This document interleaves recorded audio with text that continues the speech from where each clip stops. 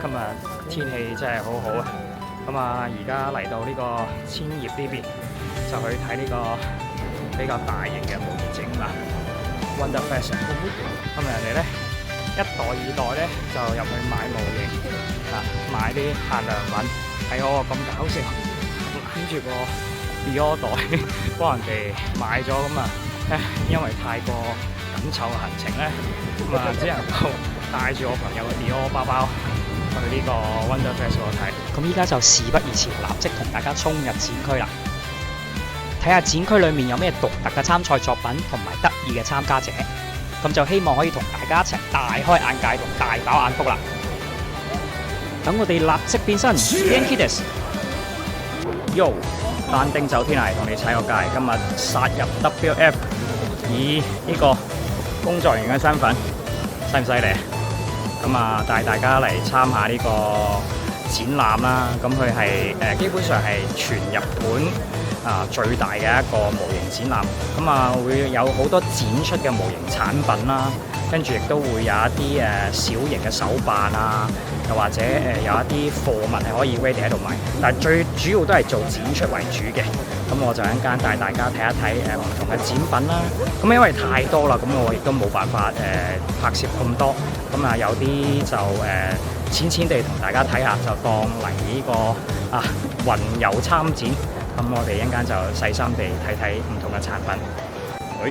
望望先，係啦。咁啊，我今日咧就喺呢個台灣嘅 Easy Hobby 個 booth 度幫手。咁我影一影啲背脊先啦。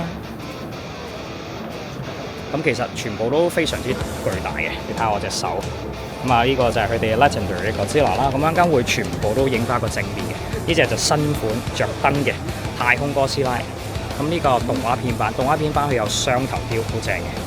咁啊，呢邊咧有呢個Q 版嘅巨大啦，同埋呢個就 Alpha Kaiju 係啦。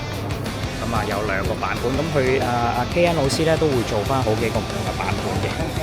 咁就呢度會作出一啲唔同嘅展覽嘅，都幾犀利嘅。咁啊呢隻就係佢而家最新嘅呢個真哥斯拉啦，咁係一個translucent 嘅。咁我而家出去影俾大家睇睇。咁我哋有少少產品可以喺度買㗎啦。咁啊啲盲盒嚟嘅，細細哋嘅 Gamma 係啦。咁咧呢個就係KN 老師整嘅 Gamma。咁 KN 老師係一個台灣嘅原型師。咁佢就得到好多東寶嘅授權，咁佢就係一路喺度雕塑之餘咧，佢咧就會出翻佢自己嘅產品，咁有時咧就會同埋呢個 X Plus 去合作嘅，咁啊呢隻就會係最新 X Plus 一齊合作嘅產品，咁佢個造型都係十分之有呢個張力啊，咁啊 KN 老師嘅版本咧，佢仲呢度係會着燈嘅，咁啊大家睇下我隻手有幾大，係啦，咁啊呢個就係呢個動畫版佢就好威猛嘅，整到佢好有動感。咁咧仲有嗰個雙頭雕，咁啊唔少得有-1啦。咁啊呢個係 Alpha Kaiju。Alpha Kaiju 有個特別咧，佢就係呢個背鰭咧升起咗嘅，同埋好似發光咁，都幾有型。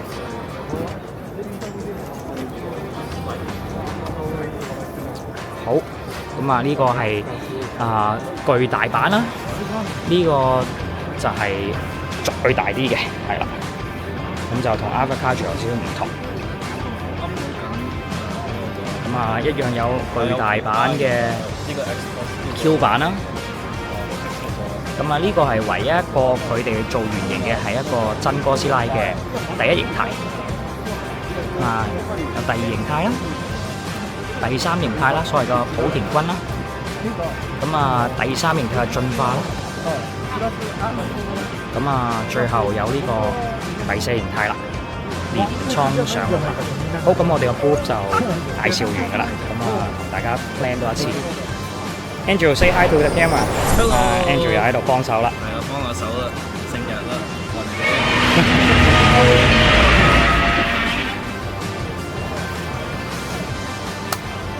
好，咁我哋又用我哋最新嘅產品嚟做收尾啦。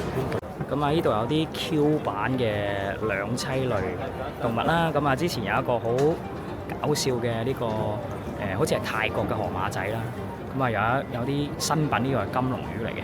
咁佢呢個產品咧，主要就係做一啲近翻兩棲類啊、青蛙啊、蛇啊，咁佢係整翻一啲 Q 版，但係又好精細嘅，就專門俾其實一啲收藏家或者小朋友，佢哋好想養，但係屋企人唔俾，又或者唔識養，咁佢就買呢個比較精細嘅模型，係啦，咁佢全部都係會有啲唔同嘅陸龜啊，一啲蜥蜴仔啊，一啲蛇啊咁樣都幾過癮嘅。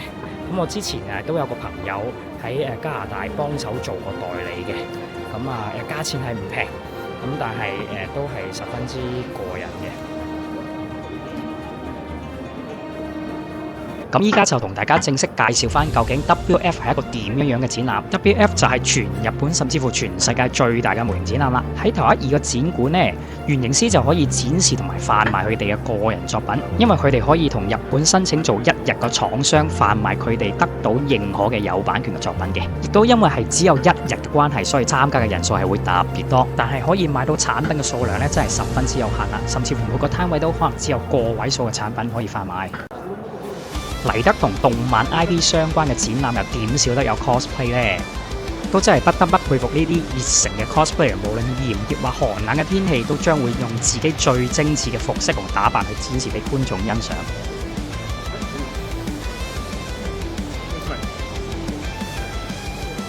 你睇下呢個賣力嘅火箭兵隊，做起反派嚟真係入型入格。cosplay 嘅另外一個特色係點少得有性感美女角色嘅打扮呢？咁我都唔做過多嘅講解啦，觀眾就自行欣賞啦。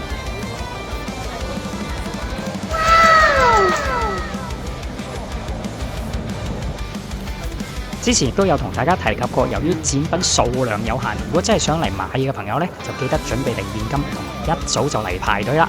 如果唔係，真係得個睇字啦。不過 window shopping 都係一個好唔錯嘅選擇。依家同大家喺面前展出嘅呢，就算係一啲新派少少嘅模型產品啦。咁佢哋全部都係使用一啲 3D 打印嘅技術去展出佢哋嘅產品。3D 打印技術嘅優勢呢，就係佢哋可以更加容易地倒模生產，而且成色方面亦都可以更加容易地調配。最重要係可以節省生產時間，從而 catch up 翻熱門嘅主題。我哋呢一批土撥鼠嘅 meme 圖就係最好 example 啦。作為哥斯拉嘅 fans， 一見到哥斯拉嘅產品，梗係要過嚟睇睇啦。呢個係市面上比較少見嘅游水造型，除咗 3D 嘅打印，咁梗係唔少得有我哋最傳統嘅手雕工藝嘅模型展品啦。手雕工藝嘅模型展品呢，佢係注重 detail 同埋上色，以後每一分每一毫都係有靈魂嘅注入。傳統嘅手雕呢，就傳承咗日本最傳統嘅匠人精神啦。同大家 zoom 近少少睇翻呢啲傳統嘅手藝，咁真係同 3D 列印嗰啲呢，暫時係冇得比嘅。咁你慢慢去欣賞呢一啲咁精細嘅雕刻呢，咁你就可以發現到其實呢一刻係真係電腦暫時係冇辦法取代到人類嘅細工啦。如果想買到咁精細嘅產品呢，咁就只能夠真係一早排隊就衝入嚟啦。除咗模型產品，雕像同雕塑都會有唔少嘅展出。喺我哋面前就有呢個哥斯拉 -1嘅貝奇獨立展品啦。除咗傳統嘅怪獸 IP， 咁少不免仲有我哋獨立創作者嘅潮玩啦。咁佢哋會創作自己嘅角色同埋自己嘅品牌。千祈唔好睇小佢哋嘅個人小作坊啊！無論係成色定係倒模，都係一樣十分之精細㗎。同樣亦都係因為小作坊嘅原因啦，佢哋冇辦法大量生產佢哋嘅商品，所以售價相對嚟講係會偏貴嘅。咁嚟緊亦都有更多唔同嘅商家去展示自己嘅原型雕塑啦。展出嘅目的就係俾唔同嘅買家去觀賞同預訂。喺我哋面前展出嘅就有最傳統嘅糖膠玩具造型啦。可能喺我哋爺爺嘅年代就有廠商用糖膠形式去製作玩具啦。嚟到我哋呢邊有另外一個重頭戲，就係可以喺呢個小作坊裏面嘗試去學習上色與噴漆嘅技巧。等我哋呢啲素人玩家都可以有一個參與感。可能睇緊片嘅你，有一日亦都將可以成為模型大師。終於俾我揾到呢個比較出名嘅克隆工房啦！克隆工房呢，都係比較出名做恐龍啦、哥斯拉啦，咁佢有比較好嘅造型嘅，張力都係十分之好。不過克隆工房呢，就個代工有時係麻麻地，咁主要呢都係賣一啲佢哋個原型啦，需要自己去慢慢上色嘅。大家睇下個造型同張力。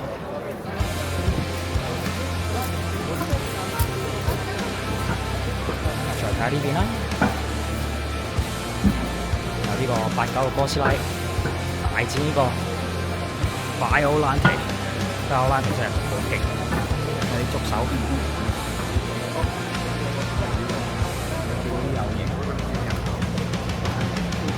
好巨大。睇下我隻手大概咁大。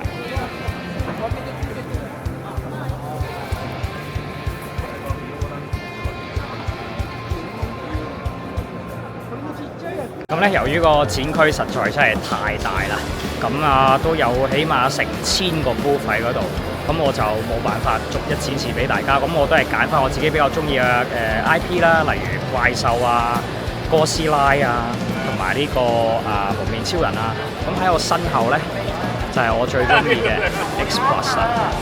同大家介紹翻 X Plus 呢個公司啊，專門主攻一啲特攝系列嘅產品。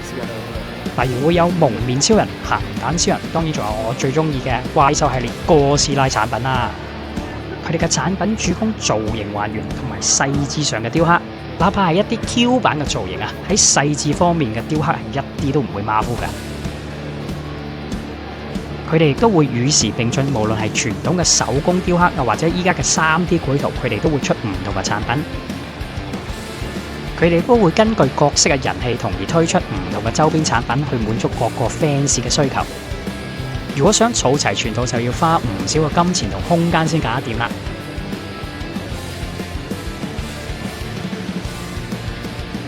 當然，每場仲會展示限量嘅周邊同商品俾大家欣賞同購買。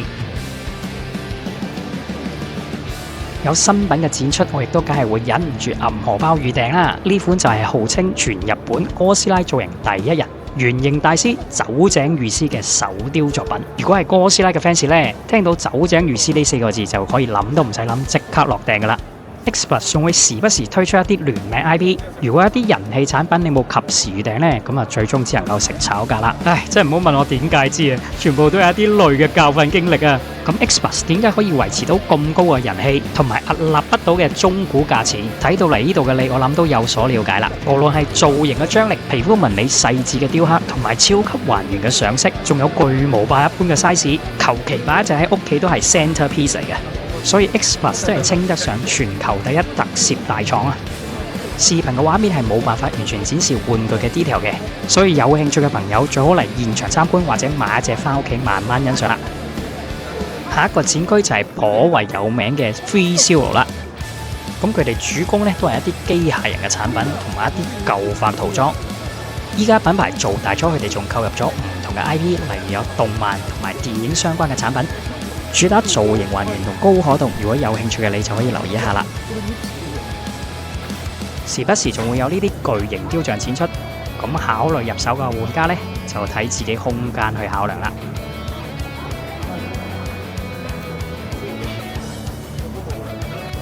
成個展覽呢，其實好大比率呢都係圍繞住呢啲塑形嘅產品，又或者啲小作坊啊。咁你亦都可以見到一啲小作坊呢，其實係招募緊參加者一同開發同展出佢哋嘅模型產品。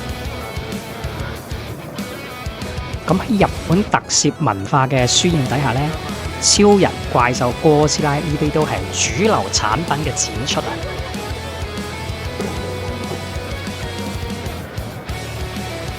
有唔同嘅成品展出，當然少不免有我哋嘅白模啦。白模亦都叫做灰模。灰模就係模型製作中最初始嘅形態啦。佢哋好多時仲要係手雕嘅黏土啦，未作任何嘅上色，好多時候仲要係監修中嘅狀態，可以俾產品喺正式發售前呢，俾製作者同埋版權方有少少嘅調整空間。去到有上色嘅狀態呢，就應該係監修完畢，準備可以出貨噶啦。素人製作方嘅好處呢，就係可以佢哋諗到乜就立即去做乜。例如好似呢個製作方，佢可以做哥斯拉嘅反派、性感嘅兔女郎，同埋 Q 版嘅柴犬，3個完全唔拉更嘅產品都可以放埋一齊展覽，主打一個隨心所欲。咁喺一啲未買到大版權嘅公司呢，佢哋都可以借住呢個機會創立一啲個人 IP 作為展示。就係藉住呢個舞台先有機會可以展示到自己創立嘅產品，有咗曝光率就有更好嘅機會販賣同宣傳啦。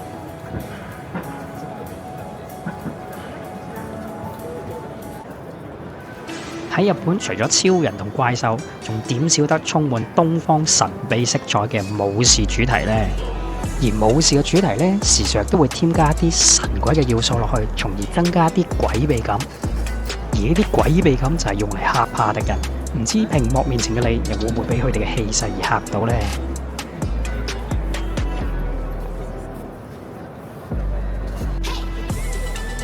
講起詭秘，就梗係要講埋日本嘅特色——都市妖怪傳說啦。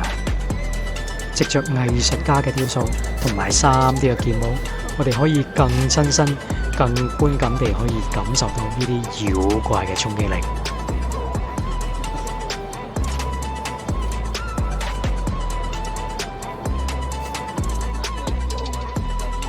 費事嚇親大家咁多啦，我哋都係睇翻啲熱血嘅怪獸打鬥啦。同大家睇咗咁多模型，係時候轉一轉口味，睇一啲非模型而得意嘅展品啦。皮套學校啊，呢度全部都係皮套嚟嘅。咁啊，之前咧拍戲嗰時都係用呢啲。哦 ，look at it！ 哇，すごいね！すごい造型。嗱，呢度仲有布丁啦。咁啊，8-1佢哋都做咗嘅。哇，其實好逼真。咁啊，呢個元祖哥斯拉啦。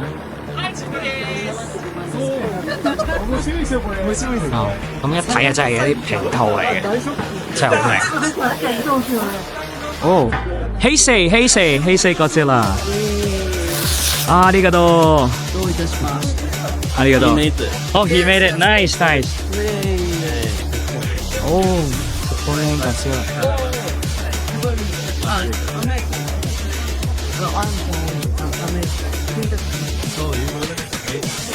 あー、すごいね。ありがとう。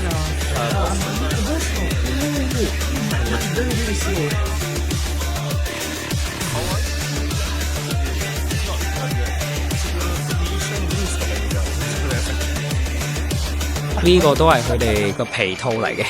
咁啊，呢套咧就係專門係做俾小朋友卡通電視版嘅。咁佢哋都依然用翻個皮套去做。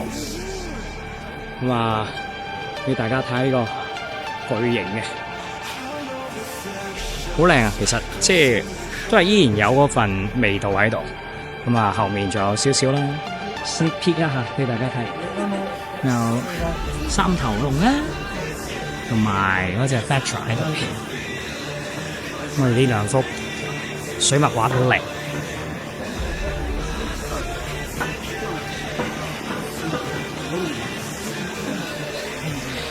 要搞笑太慢嘅街鏡啦，呢仲有一隻飛嘅黑多拉，咁就比較中意嘅 Posca 咧，匿埋嗰一隻金閃閃嘅綠意哥斯拉，都喺呢邊睇到好多嘢，同埋學到好多新嘢嘅。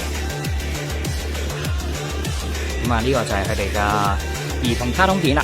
咁啊，係教育嘅。好，我哋去下一個點。咁啊，真係成個展區太多嘢睇啦，總共有8個科，加埋可能有成1000個展區啊。咁我都係求其揀咗一啲我自己中意嘅啦。而家要翻去幫手啦，咁啊有好多好睇嘅嘢嘅。可能我睇啲嘢未必係個個觀眾都中意，有機會嘅嚟參展一下。不過睇到最後咧，都有少少心理疲勞啊！樣樣都好靚。而家我翻去幫手，大家有機會嘅支持一下我哋呢個台灣嘅品牌 Easy Hobby。好，咁我哋遲啲見。多謝大家睇到嚟呢度，咁希望大家可以俾多啲支持我，等我唔好似呢隻雷狼龍咁攰到唔識企翻起身啦。有你哋嘅支持，我就會好似超人咁充滿力量。中意睇我拍片嘅朋友，記得撳下 like， 同埋幫手 subscribe 我嘅 channel 啦，同埋順手 follow 埋我 IG， 可以喺上面睇到最 update 嘅資訊，同埋一啲古靈精怪嘅分享同推薦。希望喺兩邊都見到大家，我哋下條片再見。かっこいい。